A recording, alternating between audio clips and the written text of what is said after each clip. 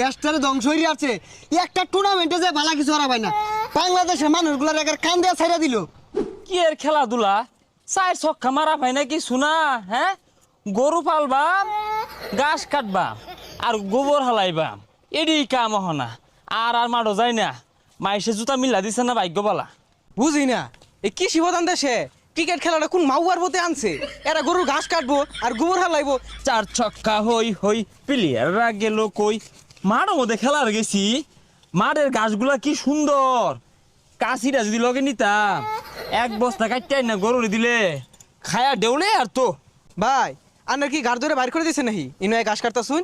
কেটা কেটা না না, ঘাস কাটি না তো, বেড়াইতাছি না বেড়াইতাছি, ঘাস কাটি না বেড়াইছি গেরামো।